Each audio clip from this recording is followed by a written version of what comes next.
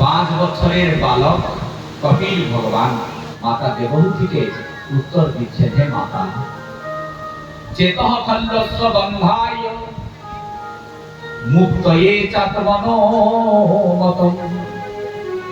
চেতঃ খণ্ডস্য বন্ধায়, এই চিত্তবৃত্তি, এই চিত্তটি যখন এই জড়জাগতিকের প্রতি আসক্ত হয় তার নাম হয় বন্ধন। আর এই চিত্তবৃত্তি যখন ভগবানের জন্য আসক্ত হয় তার নাম হয় মুক্তি। হে মাতা, এক বৃক্ষে, একটা বৃক্ষ তার 2টি শাখা, 2টি শাখাতে 2টি পাখি বসে আছে। 2টি পাখি যখন বসে আছে, এক পাখি খালি খায়, আরেক পাখি খালি দেখে, খায় না, তাকিয়েই আছে। কিন্তু যিনি ভোজন করেছে সে গেল বন্ধনে, আর খালি যিনি দেখেছে তিনি ভগবত ধাম বিচরণ করলেন। আচ্ছা, তাহলে ওনারা দুজনা কারা? বলেন এই দেহটা একটা বৃক্ষ, এই দেহরূপক বৃক্ষতে 2টি শাখা, একটা হলো আত্মা আর একটা হলো পরমাত্মা। এই আত্মার সঙ্গে মন থাকে, মন, আর এই মন খালি খাই খাই খাই খাই করতে থাকে, এইটা খাবো, এইটা খাবো, এইটা খাবো, এইটা, এই 3তলা বাড়িটা করে ফেলবো, 10তলা বিল্ডিংটা করবো, এত বড় প্রপার্টি করবো, খালি মনটাই তো চায়। কিন্তু আত্মা নিরুপায় হয়ে যায়। আর পরমাত্মা খালি দেখতে থাকে। এই দেহের মধ্যে পরমাত্মাও বাস করে, উনি খালি দেখে, কিছু বলতে পারে না। হে মাতা, ये মন হলো 5 প্রকার। এক হলো অমন, কুমন, সুমন, বিমন আর মন। ये পঞ্চবিধ মন।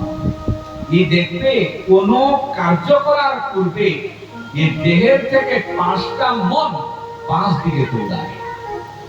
ওই ভিতর থেকে রাত্রিবেলা যখন জীব বা মানব শুয়ে থাকে তখন চিন্তা করে কালকে আমি ওই জায়গাটা কিনে ফেলবো।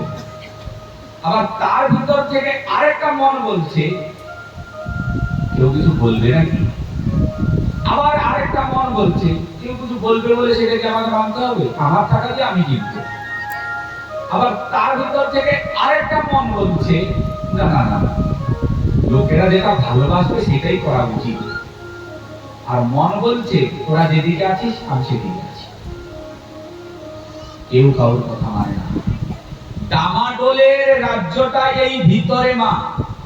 ডামাডোল, কেউ যদি বলে ওই লোকটাই আমার শত্রু, না বাপু, তুমি তোমারই শত্রু, তুমি অপরের শত্রু নও।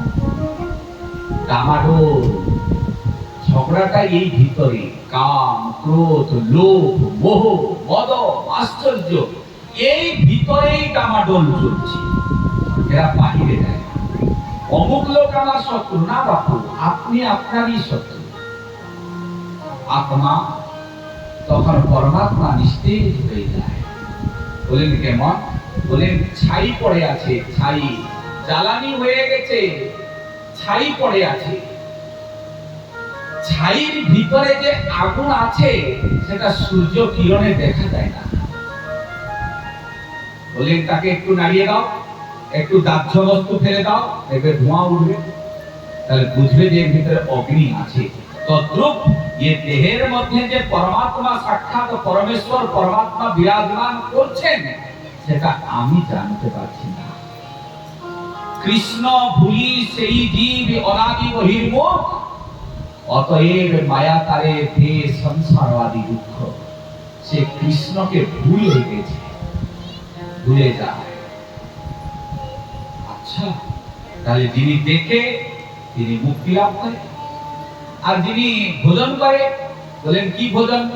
বলেন যা পারে তাই ভোজন করে, কাউকে ছাড়ে না। বলেন কাউকে ছাড়ে না। বলেন পরমেশ্বর পরমাত্মা ভগবান যখন জীব নির্মাণ করেন, প্রত্যেক জীবকে নির্মাণ করেছেন, নির্মাণ করার পরে তার ভিতরে 2 প্রকার জীব এই জগতে বিরাজমান করে। এক হলো শাকাহারী, এক হলো মাংসাহারী। একটি শাকাহারী জীব আর একটি মাংসাহারী জীব। বলেন আচ্ছা, তাহলে শাকাহারী জীব বুঝবো কি করে, মাংসাহারী জীব বুঝবো কি করে? একটা দেখবেন কুকুর, শিয়াল, ছাগল, অমুক তমুক কত কিছু আছে কিনা, কত জীব বাস করে, আপনি দেখলেই বুঝতে পারবেন এটা শাকাহারী না মাংসাহারী। কি করে বোঝা যাবে? বলেন হে মাতা, যিনি শাকাহারী জীব তার দাঁতগুলি সমান করানো হয়। আচ্ছা, বলেন ঘোড়া তার দাঁত সমান, গরু তার দাঁত সমান, মানব তার দাঁত সমান, এরা শাকাহারী জীব। আর যিনি মাংসাহারী তার সামনের দুইটা দাঁত বড় হয়। সাপ তার দাঁত সামনের দুইটা দাঁত বড়, বিড়াল, কুকুর, দেখবেন বাঘ, ভাল্লুক, এদের দাঁতগুলি বড় বড়, দুই পাশে দুইটা দাঁত বড় হয়, অসমান্তরাল, সমান হয়। আচ্ছা, বলে দ্বিতীয় হলো যিনি শাকাহারী জীব সে বহুত পরিশ্রম করতে পারে, যে মাংসাহারী সে বহুত পরিশ্রম করতে পারে না। যেমন বলেন ঘোড়া, উনি শাকাহারী, তিনি বহুত দৌড়াতে পারে, কোনদিন বলেন আমি আর দৌড়াতে পারবো না। বাঘ মাংসাহারী, দৌড়াতে পারে কিন্তু নাঙ্গল দিয়ে চাষ করতে পারবে? বলদ নাঙ্গল নিয়ে চাষ করে শাকাহারী। ঘোড়া বোঝাই করে কত জিনিস নিয়ে চলে যায়, কিন্তু বাঘ, কুকুর, শিয়াল বা এ সমস্ত মাংসাহারী জীব দৌড়ে যায় কিন্তু তাদের নিঃশ্বাস প্রখর হয়, বিরাট প্রখর নিঃশ্বাস, পরিশ্রম করতে পারে না। সকাল থেকে নাঙ্গল নিয়ে বলদ চাষ করে, কখনো বলে আমি আর পারবো না। একটা বাঘ সে তো আরো শক্তিশালী, মাংসাহারী, তাকে নিয়ে নাঙ্গল দিয়ে চাষ করাবেন তো করতে পারে নাকি? নাঙ্গল দিয়ে মরে যাবে বেটা, ও কিন্তু মাংসাহারী। শক্তিমান তো বেশি হওয়া দরকার, বলেন না বেশি শক্তিমান নয়, যারা শাকাহারী বেশি শক্তিমান হয়। আচ্ছা, তৃতীয় লক্ষণ বলেন যিনি শাকাহারী জীব সে কেমন জলপান করে? জিহ্বা দিয়ে জলপান করে না, চুয়ে চুয়ে জল খায়। যিনি মাংসাহারী জীব সে জিহ্বা দিয়ে জলপান করে, জিভ দিয়ে। কুকুর কেমন জল খায়? কুকুর চেটে চেটে খায় কিনা? জিহ্বা দিয়ে এরকম খায় কিনা? বিড়াল কেমন জল খায়? চেটে চেটে জল খায়। এরা হলো মাংসাহারী। বাঘ, সিংহ এরা হলো মাংসাহারী, তারা চেটে চেটে জল খায়, জিহ্বা দিয়ে। গরু কেমন জল খায় বাপু? চুয়ে চুয়ে জল খায়, দুই ঠোঁট মাঝখানে লাগিয়ে জল খায়, সে হলো শাকাহারী। ঘোড়া কেমন জল খায়? বাঁদর কেমন জল খায়? চুয়ে চুয়ে জল খায়, জিভ দিয়ে খায় না। যারা চুয়ে চুয়ে জল খায় তারা হলো শাকাহারী। মানুষ কেমন জল খায়? जोर से बोलूं मायरा, प्रेम से बोलूं একটু বাবা, আর একটু জোরে বলুন। চুয়ে চুয়ে জল খায়, বলুন একবার রাধে রাধে। प्रेम से बोलूं और जोर से बोलूं राधे राधे।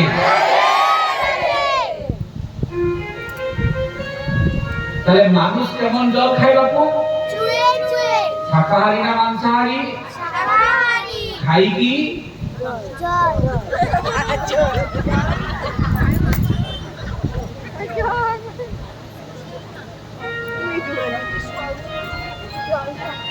ধর্ম ধর্ম, আমি তো ধর্ম পালন করব, তাহলে শাস্ত্র তো প্রমাণ দিলে।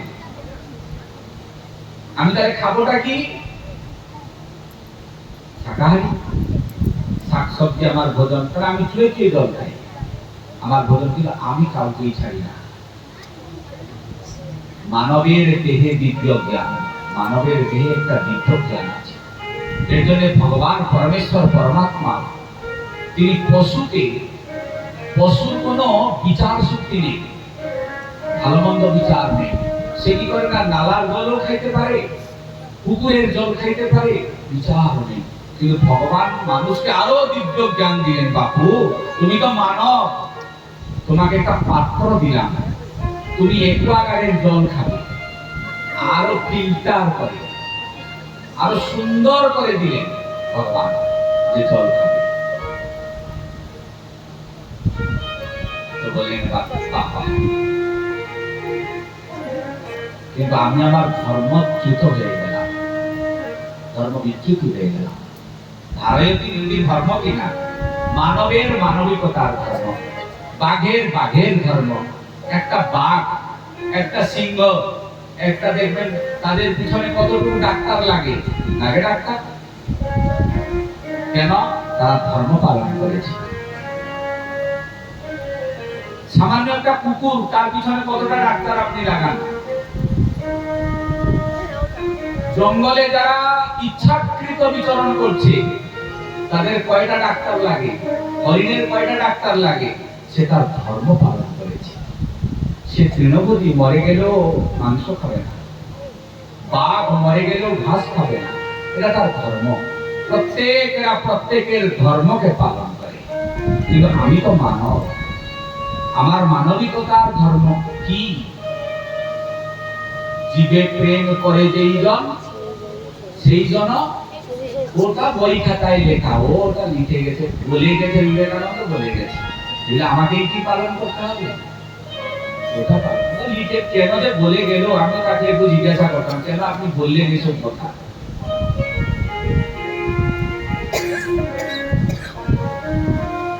তো অতএব আমি আমার ধর্ম, মানবিকতার ধর্ম, আমি মানবতার ধর্ম হারিয়ে যাই। কপিল ভগবান বলছেন, মাতাকে মাতা, মানবের মানবিকতার ধর্ম যখন বিচ্যুত হয়ে যায়, ধর্ম বিচ্যুত হলে সে মানব জন্ম আর হবে না। আচ্ছা, তাহলে হে ভগবান, এ জগতে তাহলে কোন ব্যক্তির সঙ্গ করব আর কোন ব্যক্তির সঙ্গ করব না? তাহলে অনেক ব্যক্তি আছে, তো অনেক মানুষ আছে, কোন মানুষের সঙ্গ করব আর কোন মানুষের সঙ্গ করব না? বলেন তাহলে শোনো মা, এ জগতে সেই ব্যক্তির সঙ্গ করবে, আবার ওই ব্যক্তির সঙ্গ করবে না। কোন কোন ব্যক্তি?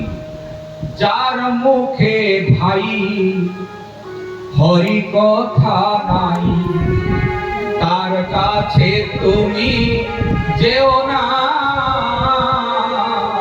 যার মুখে ভাই হরি কথা নাই, তার কাছে তুমি যেও না। যার মুখে ভাই হরি কথা নাই, তার কাছে তুমি যেও না। যার মুখে ভাই হরি কথা নাই, তার কাছে তুমি যেও না। যার মুখ হেরি ভুলে যাবে হরি, যার মুখ হেরি ভুলে যাবে হরি, তার মুখ পানে যেও না। যার মুখ হেরি ভুলে যাবে হরি, তার মুখ পানে যেও না। যার মুখে ভাই হরি কথা নাই, তার কাছে তুমি যেও না। যার মুখে ভাই হরি কথা নাই, তার কাছে তুমি যেও না। অদিন রহিবে ভব মাঝে, অবিলম্বে করো যাহা করিবা। কদিন আর রহিবে ভব মাঝে, অবিলম্বে করো যাহা করিবার। পরের কথায় কিবা আসে যায়, পরের কথায় কিবা সে জানি, পরের কথায় কিবা আসে যায়। পরের কথায় কিবা সে জানি, পিছে দাগা তুমি পেও না। পরের কথায় কিবা সে জানি, মিছে দাগাই তুমি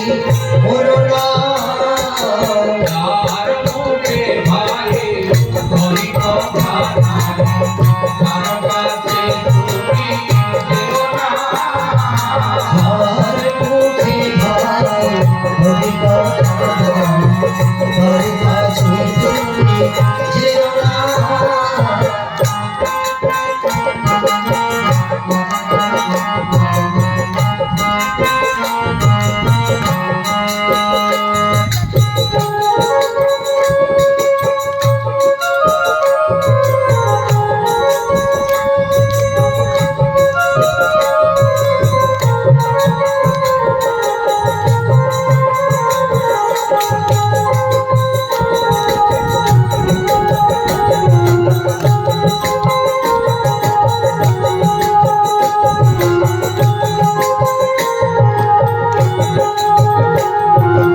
হরি কথা কও, হরি গুণ গাও, হরি নাম রসে সদা মত্ত হও।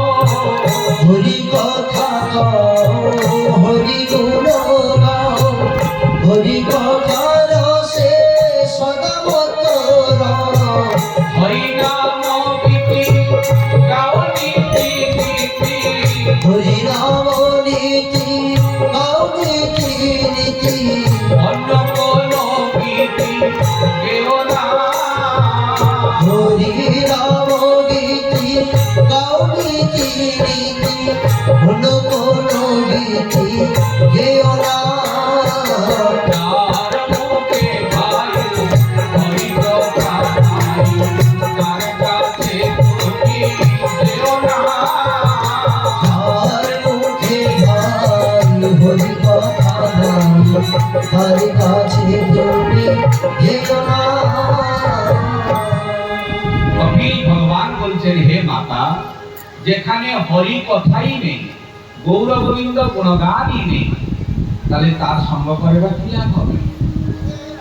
তাহলে আমি করবটা কি? এখন আমার উপায়টা কি? শতাঙ্গ প্রসঙ্গান মমবীর সংবিদ ভবন্তি হৃদি কর্ণরসায়না কথা তজ্জো সনাদাস্ব অপবর্গবর্মণি শ্রদ্ধারতির ভক্তিরনো প্রবিশ্যতি। আচ্ছা, তাহলে যেখানে হরিকথা নেই, গৌর গোবিন্দ গুণগান নেই, তার সঙ্গ করা যাবে না। তাহলে তার সঙ্গ করলে কি পাবে তুমি? তার থেকে বিড়ি সিগারেট কেমন খাওয়া যায় শিখতে পারবে, বা যে কুকথা কুচিন্তা এগুলি পাবে, কিন্তু তার থেকে কি আর হরিকথা পাবে? যেখানে হরিকথা নেই, গৌর গোবিন্দ গুণগান নেই, সেখানে তুমি পাবেটা কি? তাহলে এখন কি দরকার? শতাঙ্গ প্রসঙ্গান মম বীর্য সংবিদ, সদা সর্বদা সেই ভগবত গুণগানেতে চিন্তা করবে। বলেন হবেটা কি? ভগবত চিন্তা করলে হবেটা কি? ভগবান ভবন্তি হৃদি কর্ণরসায়না কথা, ভবন্তি হবে এবং হয়েছে কি? হৃদ আর কর্ণ রসায়না, হৃদয় আর কর্ণ এই দুটি রসায়িত হয়।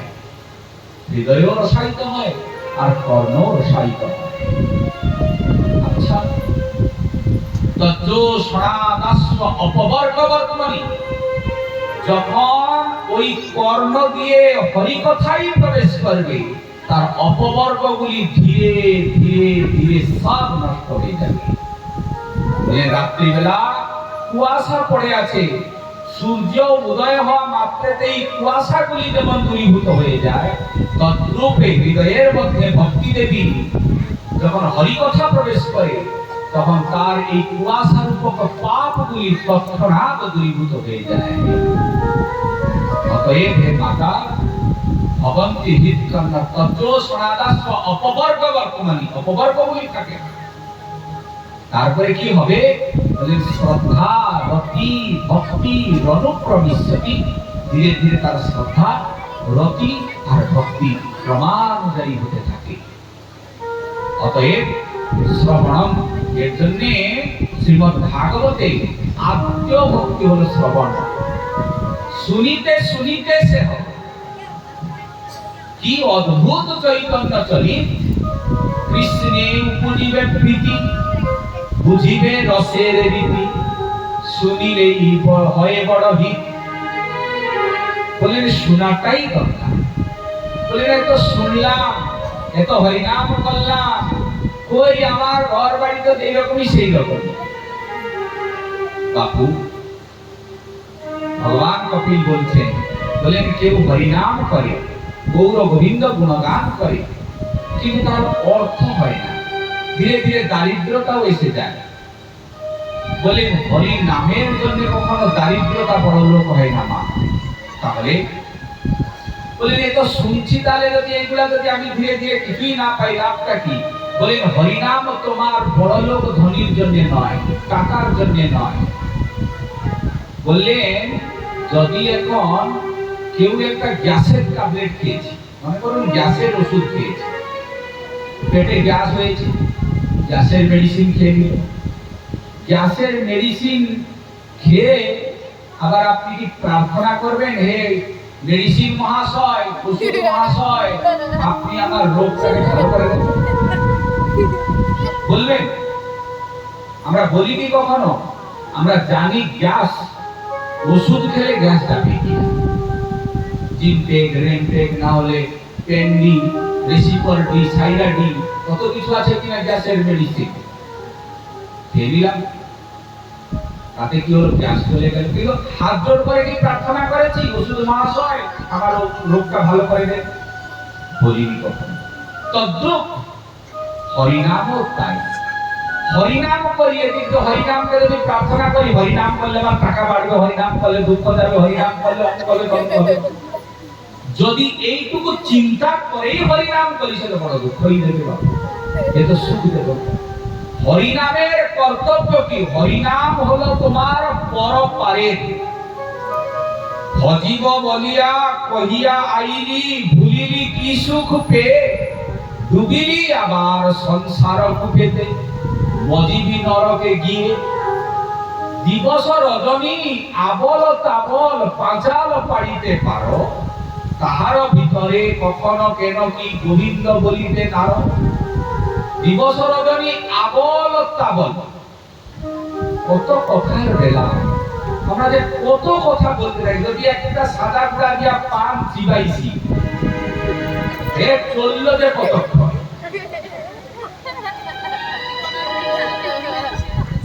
দিবস রজনী আবল তাবল,